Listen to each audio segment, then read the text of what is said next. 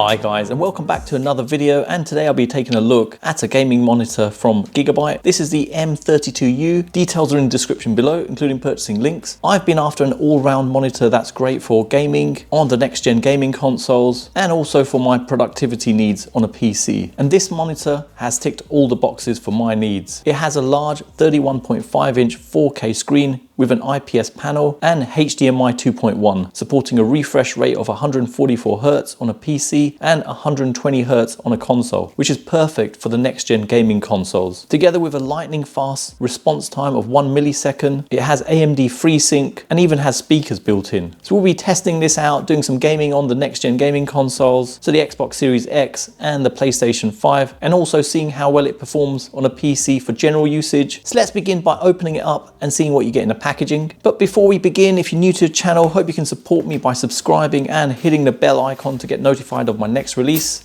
In the packaging, you get a warranty card and installation guide. You get two power cables, one's for the EU, the other one's for the UK. Connection type is a kettle connection. There's also a DisplayPort cable and a HDMI cable. You also get a USB-A to USB-B cable. You get two accessories used for the monitor stand. Coming around the back of the monitor, you've got their branding over here, so Gigabyte. Got the model over here, M32U. The location here is where you'd install the monitor mount, and this also doubles up as a location where you can install a VESA mount. Got screws in there already, so you can reuse those. Only two controls at the back, so you've got a KVM button here. There's a joystick toggle allowing you to turn it on and off if you press it, and then navigation by just moving around. Connectivity wise, all the cables are connected underneath the monitor, which is nice because if you wall mount this, then you don't have the cables getting in the way. Underneath, you've got a power input on and off button. There's two HDMI 2.1 ports together with a DisplayPort, which is 1.4. There's a USB Type-C connection point. You've got a USB-B connection point, and that's for upstream traffic, meaning you can connect the cable from your computer directly to this. And then there's three USB downstream ports, meaning you could connect a keyboard and mouse into this. And finally, there's a headphone jack. Attaching the monitor stand is so easy.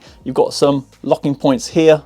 Just put it into position and it clips in. Then you just take the lower part of the stand, 2 points there, marry them up, place it into position, and the screw here, just tighten that up. And it's as simple as that. The monitor stand can be easily removed just by lifting this part up at the back. You can lift the monitor off. Its energy rating is G. You've got their branding at the bottom, middle, and on the stand you can see KVM series. The stand has a height adjustment of up to 13 centimeters with a tilt of -5 degrees to 20 degrees, and it can be swiveled from -30 degrees to 30 degrees, but you can't rotate it from landscape to portrait, but not sure you'd really want to do that anyway with this monitor. The stand has a great build quality and is very sturdy. You've got a cable management section at the back. I've connected the monitor up to my Xbox Series X, and looking in the settings, you can see everything is checked other than the Dolby Vision. This means that games that support 120 Hz at 4K will be supported by this display, and with the added feature of variable refresh rates, or VRR, on the Xbox Series S and X. It's going to give a great gaming experience. But remember, on the PlayStation 5, VRR isn't currently supported yet. It should be available in a future update, but needless to say, this monitor will support it when it becomes available. Gaming on the monitor is awesome. Whether you're gaming on the Xbox Series X or PlayStation 5, picture quality is really good. The side and top bezels are minimal, coming in at just 0.8 centimeters from the edge. The 4K resolution is really clear. It has a non-glare screen with 1000:1 contrast ratio and 10-bit color. It's a HDR 400. This means that you're looking at a brightness of around 400 nits, which puts this at a budget level of HDR. But nevertheless, the picture quality is really good. Brightness can be lowered to 50 nits to make it more usable in a dark environment. Viewing angles are great too,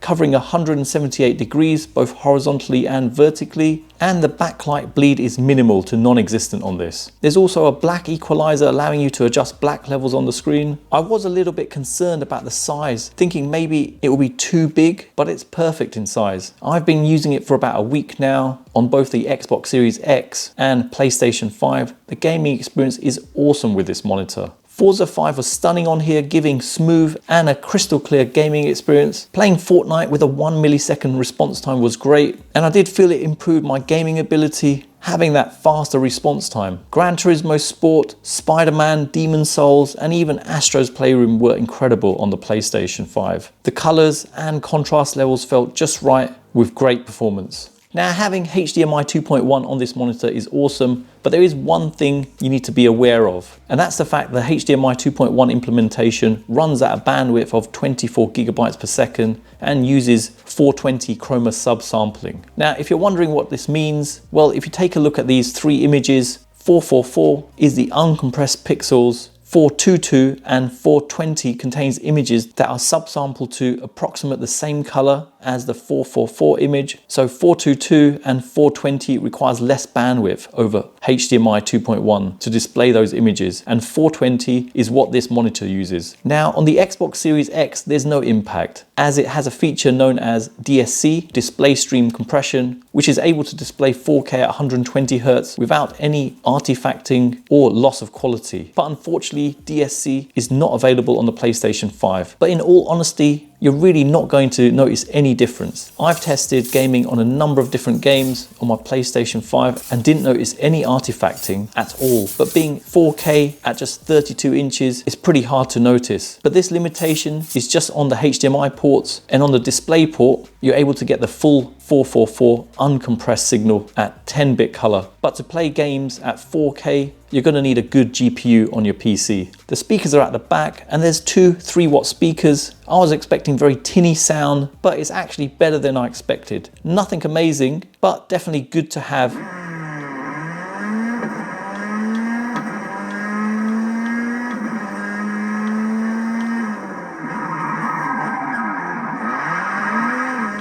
And the addition of the headphone jack allows you to plug in external speakers if you wanted to. It's great having the USB ports on the back of the monitor. You can even plug in your keyboard and mouse into the downstream ports and plug the upstream to your computer. It's capable of charging your phone, but not able to charge a laptop. The KVM functionality enables you to share a keyboard and mouse with multiple devices via the USB Type-C connector, allowing you to easily flip between the devices by clicking the KVM button at the back. The joystick at the back of the monitor gives you access to the OSD. There's lots of options in there, including some game assist options, allowing you to have customizable crosshairs for FPS games. There's also an aim stabilizer sync feature that reduces motion blur in some scenarios, useful for FPS games, but remember this feature will only work on refresh rates over 75 Hz. There's also an on-screen timer for tracking game time. You can also download the OSD Sidekick PC software from Gigabyte, and this gives you an easy way to adjust the settings without having to use the joystick at the back of the monitor. All the options are available here, and you even have the ability to update the monitor's firmware. From the software, you can even set up hotkey switching, allowing you to easily switch between input sources. There's also picture-in-picture, allowing you to have a small window in the corner showing another source.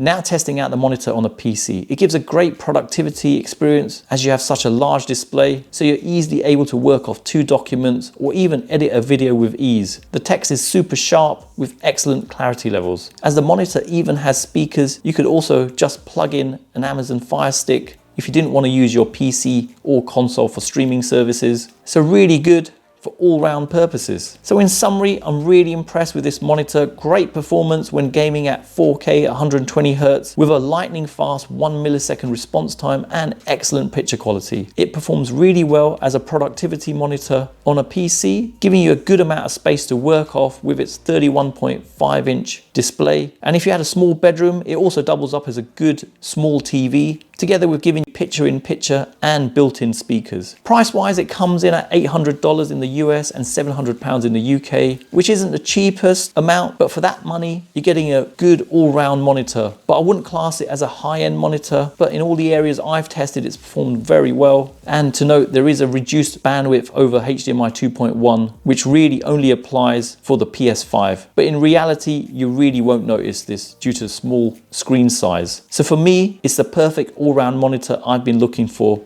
quite a while now. So there you have it. You made it to the end of another video, and I hope it's helped anyone thinking of purchasing this. Details are in the description below, including purchasing links. If you're new to the channel, hope you can support me by subscribing and hitting the bell icon to be notified of my next release. Thanks for viewing, and see you in the next one.